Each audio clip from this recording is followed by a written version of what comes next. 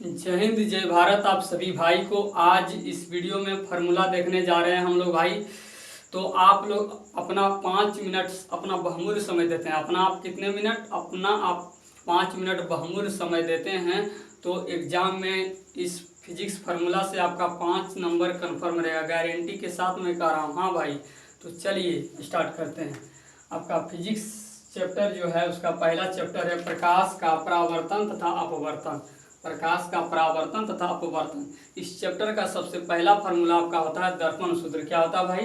दर्पण सूत्र। तो चलिए दर्पण सूत्र जानेंगे क्या होता है। दर्पण सूत्र आपका 1/f बराबर 1/v प्लस 1/u होता है। दर्पण सूत्र होता है आपका 1/f बराबर 1/v प्लस 1/u। यहाँ पर आप देख रहे होंगे भाई एफ क्या है, भी क्या है, यू क्या है, आप लोग सोच रहे होंगे, तो इसका भी चर्चा हम कर रखे हैं। आपका यहाँ पर एफ जो है फोकस दूरी, यहाँ पर आपका एफ क्या है भाई, यहाँ जो कि एफ आपका फोकस दूरी है और यू आपका क्या है, वस्तु की दूरी है। क्या भाई? वस्तु की दूरी है। और भी यहाँ आपका प्रतिबिंब की दूरी है, अर्थात कहा जाए तो फोटो की दूरी है। तो चलिए अब दूसरे सूत्र की ओर चलते हैं। दूसरा सूत्र है लेंस सूत्र। क्या है भाई? लेंस सूत्र, लेंस फार्मूला। चलिए लेंस फार्मूला क्या होता है देखिए। वो लेंस फार्मूला आपका था 1/f बराबर 1/v माइनस 1/u। क्या बोले भाई? लेंस सूत्र, लेंस फार्मूला आपका होता है 1/f बराबर 1/v माइनस 1/u। इसमें क्या होता है? प्लस होता है। इसमें प्लस याद रखिएगा और इसमें लास्ट में माइनस याद रखिएगा। ये आपका दर्पण सूत्र प्लस में होता है और आपका लेंस सूत्र माइनस में होता है। दोनों का सूत्र एक ही होता है, लेकिन यहाँ पर प्लस होता है केवल और यहाँ पर माइनस।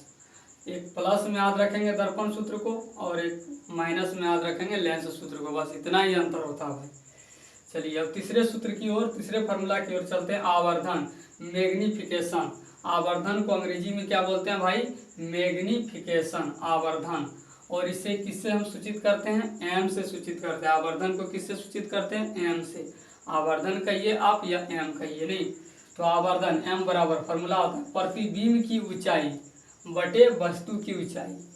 आवर्धन बराबर सूत्र फार्मूला होता है प्रतिबिंब की ऊंचाई बटे वस्तु की ऊंचाई। तो प्रतिबिंब की ऊंचाई को एच डैश से हम सूचित करते हैं। प्रतिबिंब की ऊंचाई को किससे सूचित करते हैं भाई? एच डैश से।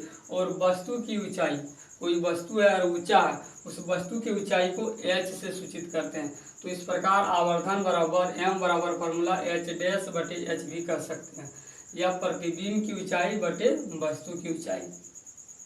एक फार्मूला आवर्धन का और होता है भाई, इसमें एम बराबर माइनस भी बटे यू। याद रखिएगा ध्यान में, एम बराबर माइनस भी बटे यू। चलिए अब अगले फार्मूला की ओर चलते हैं।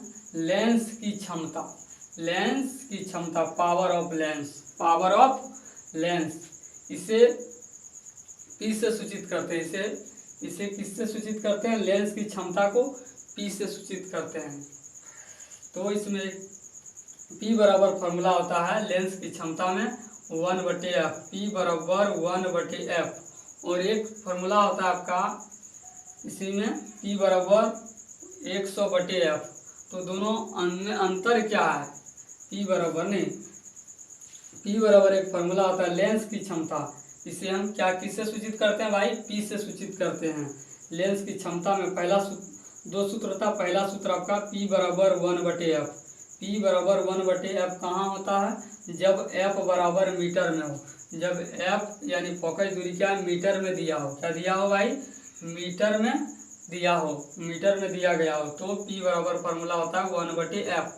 जब F बराबर मीटर में हो, जब F क्या हो? मीटर में हो। जब F क्या हो भाई? मीटर में दिया गया हो, तो तब ये फार्मूला आपका होता है P बराबर 1/f। और जब आपका F सेंटीमीटर में दिया गया हो, जब आपका F क्या हो? फोकस दूरी सेंटीमीटर में दिया गया हो, तब P बराबर फार्मूला 100/f होता है। 100/f, 100/f होता है। तो दोनों फार्मूला आप समझ चुके होंगे कहाँ कौन सा फार्मूला होगा। चलिए नोट में हम लिख रखे हैं। P का मात्रक, लेंस की क्षमता का मात्रक जो होता है डायप्टर होता है। लेंस की क्षमता का मात्रक ऐसा ही मात्रक क्या होता है भाई? डायप्टर होता है, जिसे हम डी से सूचित करते हैं, डायप्टर। चलिए नेक्स्ट फार्मूला की ओर। आपका नेक्स्ट फार्मूला है स्नेल के नियम से। किसके नियम से भाई? स्नेल के नियम से। स्नेल के नियम में एक म्यू होता है। स्नेल के नियम से म्यू बराबर फार्मूला, म्यू बराबर सूत्र होता है साइन आई बटे साइन आर। साइन आई बटे साइन आर, जिसमें कि आई आपका और आर ये दोनों कोण होता है। क्या होता है भाई? जिसमें कि आई और आर आपका क्या होता है? कोण होता है। तो स्नेल के नियम से म्यू बराबर फार्मूला सूत्र होता है साइन आई बटे साइन आर। और म्यू यहाँ क्या है? एक अपवर्तनांक है। क्या भाई? अपवर्तनांक।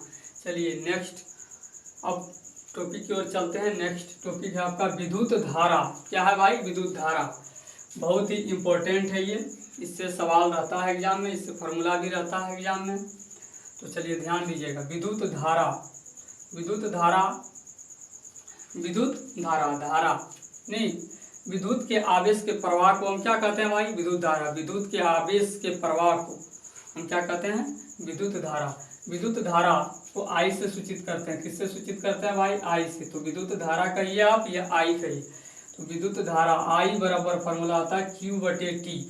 क्या होता है? क्यू बटे टी, जो कि यहाँ पर क्यू आपका क्या है? जिसमें कि क्यू आपका है आवेश। क्या है भाई? आवेश। और आपका टी क्या है? समय है। चलिए विद्युत धारा आई बराबर फार्मूला होता है क्यू बटे टी। क्या होता है भाई? क्यू बटे टी। अब हम ले लेते हैं कि विद्युत धारा बराबर फार्मूला। अब आवेश बराबर फार्मूला क्या हो जाएगा? तो आवेश को हम क्यू से सूचित करते हैं। आवेश को क्यू कहते हैं। तो आवेश या क्यू बराबर फार्मूला हो जाएगा, ये दोनों को क्रॉस कर देंगे तो क्यू टी। क्या हो जाएगा? Q T. आवेश क्यू बराबर फार्मूला आई टी। क्यू आवेश बराबर क्यू बराबर फार्मूला क्या हो जाएगा? I T. क्या हो जाएगा? I T. चलिए जहाँ की आपका आई क्या है भाई? विद्युत धारा। जहाँ की आपका आई क्या है भाई? विद्युत धारा। और क्यू क्या है? आवेश है। क्या है भाई? आवेश है। और टी क्या है भाई? तो समय है। टी क्या है भाई? तो समय है। चलिए नेक्स्ट आगे की ओर। विभव या विभवांतर। विभव को ही विभवांतर कहते हैं और विभवांतर या विभव को भी से सूचित करते हैं। किससे सूचित करते हैं भाई? किससे जानते हैं? तो भी से जानते हैं। भी बराबर फार्मूला होता है डब्लू बटे क्यू। डब्लू बटे क्यू, डब्लू से यानी वर्क यानी कार्य, क्यू से यानी आवेश।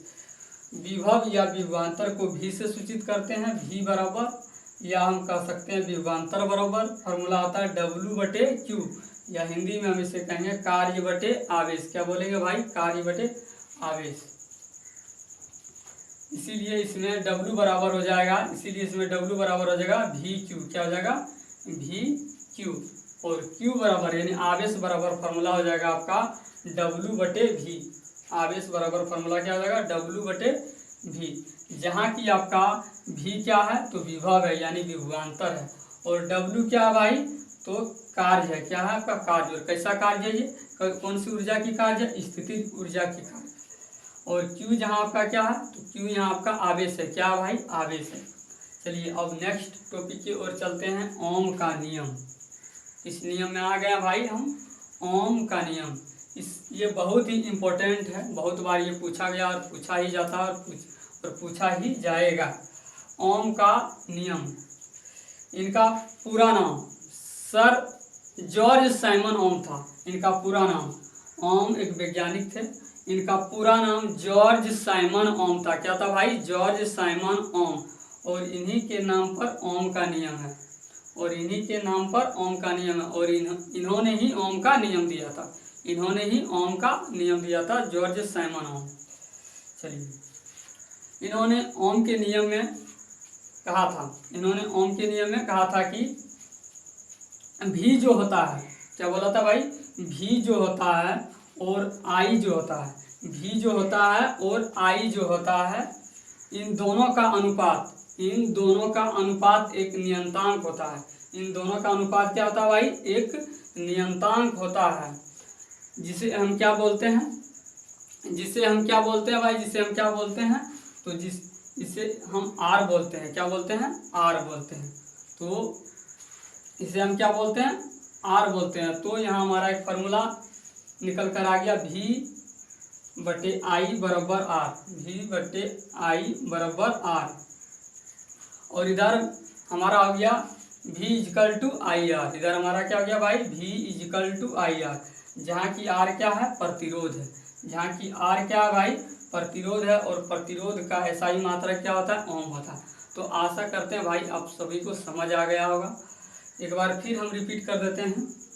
ओम के नियम में इन्होंने क्या कहा था कि भी जो होता है और आई जो होता है, इन दोनों का अनुपात एक नियंतांक होता है, इन दोनों का अनुपात एक नियंतांक होता है। और इस नियंतांक को हम क्या कहते हैं, इस नियंतांक को हम क्या बोलते हैं, तो इस नियंतांक को आर कहते हैं, आर बोलते हैं। तो हमारा एक फार्मूला निकल कर आ गया, भी बटे आई बराबर आर, भी बटे आई बराबर आर। और इधर एक फार्मूला हमारा आ गया V equal to I R. तो आशा करते हैं भाई आप सभी को समझ आया होगा। मिलते हैं नेक्स्ट वीडियो में, तब तक के लिए भाई वो जय हिंद जय भारत।